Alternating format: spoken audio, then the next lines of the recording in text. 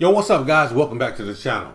Listen, today we're going to check out why did American cars fail in Europe. This should be an interesting video because you see American cars in Europe, not a whole, you see there's a lot, but not a whole bunch. America is not monopolizing Europe, that's for sure, in the car sector.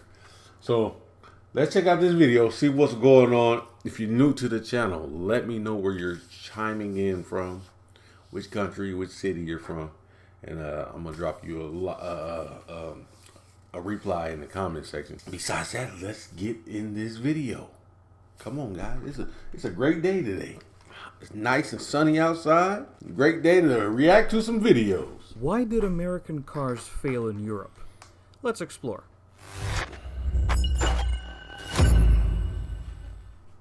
I'm sure you're all aware by now that American cars and American manufacturers simply couldn't take off in Europe. No matter how much they tried, two of the big three simply couldn't get enough people interested in their cars. Why did this happen? Well, the simple answer is they didn't do it properly. And that requires us to start with looking at the one automaker that did do it properly.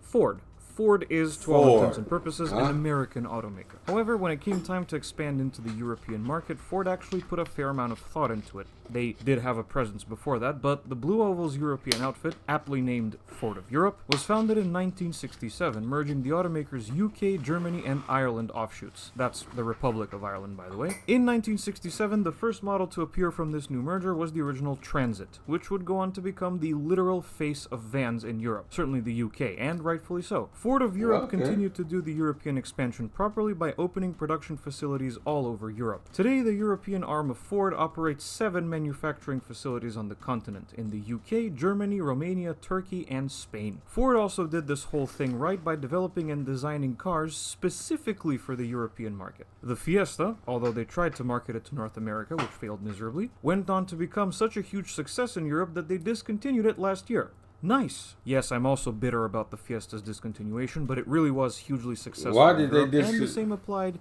to one of the C-segment's darlings, the Focus. Ford's first crossover SUV specifically designed for Europe, the Kuga, also did and still is doing great, and the same could be said of their Europe-specific minivans, the C-Max, the S-Max, and the Galaxy spelled with a Y at the end, by the way, which all showed the continent that minivans don't have to be boring. So there we are, Ford of Europe did everything correctly as far as an expansion to Europe is concerned, which is why they're still very successful here. So what happened to the other two? Let's start with everybody's favorite manufacturer of totally reliable cars, trust me bro, General Motors. Like Ford, General Motors also had a pretty substantial presence in Europe by the latter half of the 20th century. They had acquired Opel fully by 1931 and... Just a question. He's talking about these different brands, Ford, General Motors, whatever. Why are they showing the Escalade? What's going on?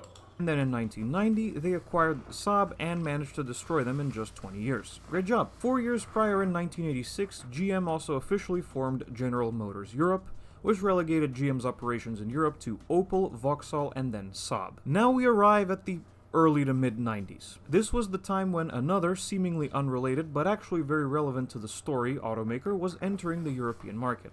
Daewoo. Daewoo cars started to trickle into Europe in the 90s with a focus on value for money. The Tico, based on the 80s Suzuki Alto, was a beats-taking-the-bus type of vehicle, but it sold like hotcakes, especially in former Yugoslavia. One above that was the Nexia, which was a small, Golf-ish sized hatchback, and you could have a sedan too. At the top sat the Espero, which wowed journalists at the time for offering a ton of equipment for basically no money. Continuing into the late 90s, Daewoo's Lanos, Nubira, Evanda, which was also known under 10 different other names, and the horribly ugly Takuma were all doing fine in Europe. And then Daewoo went bankrupt and General Motors scooped them up in 2002. With General Motors now at the reins of Daewoo, they devised one of the stupidest, most befuddling strategies I've ever heard. General Motors founded Chevrolet Europe in 2005 in Switzerland with the promise that the Chevrolet brand would return to Europe. However, there was a problem. The real Chevrolet's lineup back then was entirely unsuitable for the European market. The Avalanche, the Impala, the Silverado, the Blazer, you get the idea. Big cars, even bigger engines, terrible gas mileage. Listen, everything is small in Europe. The roads, the cars, even the parking spots.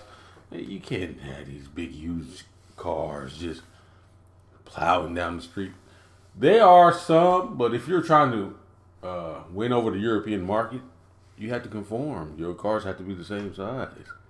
None of these qualities are something that the average European buyer was looking for. So what did Chevy do? They rebranded Daewoo models from their Korean arm as Chevrolets and sold them in Europe. Yep, instead of doing the Ford thing and opening proper manufacturing facilities in Europe and designing cars specifically for the European market, Chevy just crossed out the letters Daewoo and wrote Chevrolet in Sharpie. And hey presto, new car. This resulted in abominations like the Chevy Spark, the Aveo, the Lacetti, the Captiva, and my personal nut favorite, the Orlando. Sure, you could still buy the Corvette and the Camaro in Europe, but these were meant to be Chevy's volume sellers. I think that the only somewhat good car to come out of this whole Daewoo bullshit was the Cruze. They were in Macedonia volume sellers because Macedonia is a poor-ass third world country and people needed cheap cars. Eventually, Chevrolet withdrew from the European market in 2013. By that point, GM had already shuttered Saab due to their bankruptcy issues a few years prior, leaving Opel as the only presence General Motors had in Europe. Until Stellantis acquired Opel in 2017 and made them 15 times better, that is. So there we are, Chevrolet failed in Europe because the Chevrolets that most people were buying were just thinly disguised cheap Korean cars that were about as desirable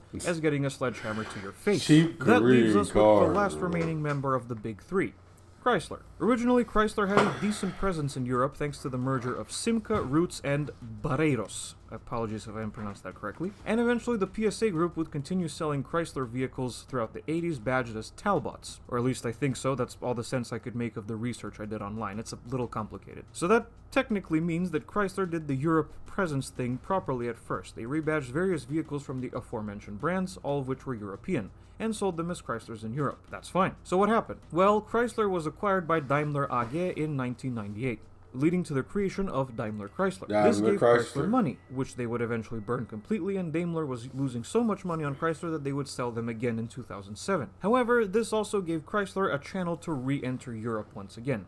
And they did. Now, as I mentioned up there, GM's big mistake was convincing Europeans that they're buying a Chevrolet when they were in fact buying a Daewoo.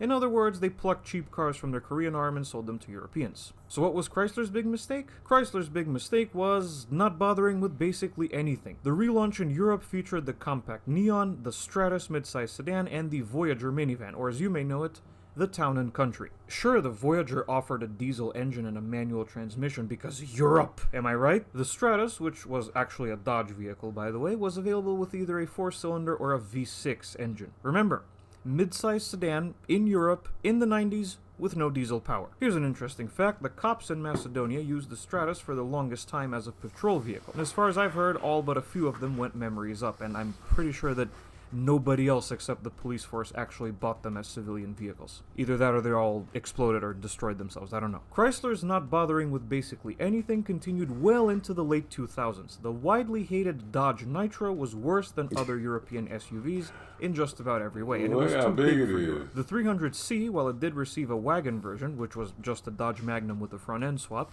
and a diesel engine from Mercedes, was still worse than the European competitors in just about every conceivable way. Chrysler even tried to sell the widely hated Sebring to European customers. Yes, that includes the convertible too. Again, these were all vehicles designed for the American market, and Chrysler simply brought them over and updated them slightly to meet European regulations. They were practically unchanged from their American counterparts. And that's a problem because it's a well-known fact that American and European car buyer tastes are vastly different. Hey, so my mom, she works for Chrysler. She just retired last year, Daimler Chrysler. Now I remember her telling me about Daimler owning or being a part of Mercedes-Benz as well. So Daimler Chrysler and Mercedes-Benz have something in common under the same Daimler family tree. Could I forget, Chrysler also tried selling the PT Cruiser in Europe. That went about as well as you'd expect. The writing was on the wall. The 300C completely lost to the E-Class A6 and 5 Series, which is hilarious because the 300C of that time was based on the E-Class. The Stratus, meanwhile, lost out to stuff like the Passat, the Honda Accord, the Renault Laguna, the Audi A4, the Mercedes C-Class, and so on. The Jetta and every other C-segment sedans were running rings around the Sebring, and every other European minivan, the VW Charan, the Ford S-Max and Galaxy, yes, they were made by Ford of Europe, it counts, the Peugeot 807 and its siblings kick the Voyager's ass 10 times over. Eventually, Chrysler just completely lost its mind and decided to continue its presence in Europe in an entirely new and balls-to-the-wall way. The second generation Lancia Thema was the second generation Chrysler 300C with a few Lancia badges, and the Lancia Voyager was the same thing but for the later town and country. I also realized I completely forgot to write in the script that Lancia models were sold as Chryslers in the United Kingdom for no reason that I can think of. There probably is a reason, probably a weird, unusual reason either way. They did the long walk of shame back to North America, and eventually they wound up selling to Americans all of 2 cars, one of which recently went out of production. Nowadays, Stellantis is focusing its efforts on other Mopar vehicles, and Chrysler is left with just a single model, the Pacifica minivan. But that one is pretty good from what I've read, so that's okay. And those are the reasons why American cars in Europe failed. Thank you so much for watching this video, everyone. If you liked it, be sure to hit like and subscribe to the channel. If you have any other reasons for this that I don't know about, or that are difficult to find on the internet, let me know in the comments below. And I will see you guys in the next video. Goodbye. Thanks, my man. Goodbye. But yeah, that's an interesting video, but it makes sense. Like, the cars are too small. I mean, too big. You're trying to fit in your cars into a place where everything is smaller. Not everyone wants to have a big car. Not everyone wants to stick out like a sore thumb. You know, if you have an American car here in France, we're going to know you have an American car. You're not going to just blend in because they're so large, you know, certain ones. Like the Ford Fiesta and stuff like that. I wonder why they discontinued the Ford Fiesta. That was a good car. That was a good car. You see a lot of them in France and throughout Europe. That was a good car. But let me know your favorite American car in the comments section.